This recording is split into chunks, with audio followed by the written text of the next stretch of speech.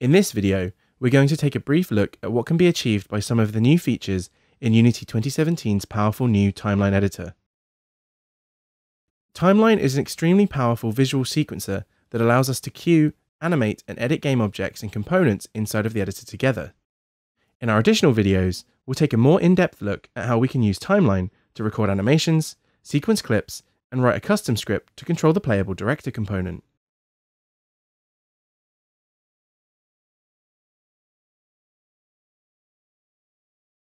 The Timeline Editor window is how we control and construct our sequence. Each asset that we want to control in our timeline sequence is represented through its own track, and each track holds the animation or clip data that we build our sequence with. Thanks to the new preview mode, we can easily preview our timeline sequence in the editor, make adjustments, and play back in real time. See here how we can scrub through frame by frame to see how our sequence looks. We can even see how it looks in reverse.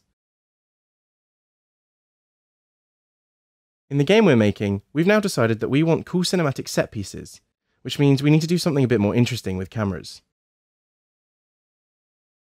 As you can see, the rest of the timeline sequence remains exactly the same as before, with the animation and position of our character still playing out. However, as our new camera track is an infinite clip, we were able to keyframe different angles and movements, which means that just by changing the animation data on our camera, we can get a much more cinematic look to our sequence.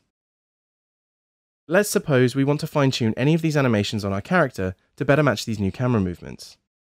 Our animation data is represented in the timeline through clips, and are also played back during preview mode.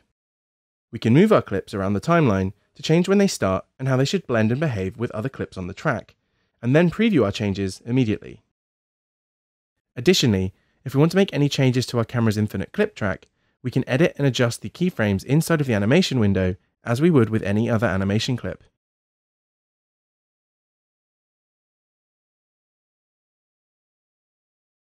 Let's suppose we need a game event that triggers this cutscene. We want to go from some gameplay directly into this animation. This is where the Play on Awake feature of the Playable Director component comes in handy. The Playable Director component controls which timeline asset to play. By default, the Playable Director will play the timeline asset that is currently referenced on Awake. However, if we disable this using the toggle on the component, we can control the Playable Director to start, stop, and swap timeline assets using a custom script. So now I've put together a little bit of gameplay and we can run around.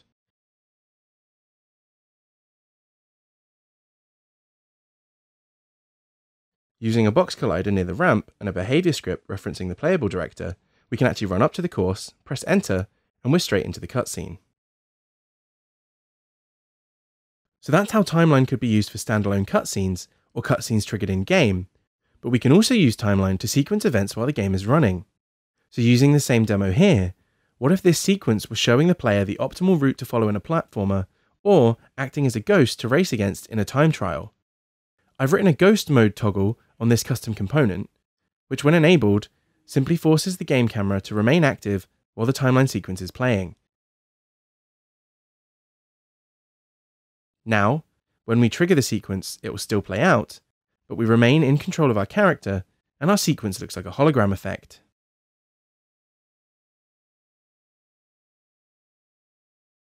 If you're interested in how to achieve some of the results seen in this video, such as recording clips or writing a custom event component, as well as more information on Timeline's tools and features, there are individual lessons linked below. Thanks for watching.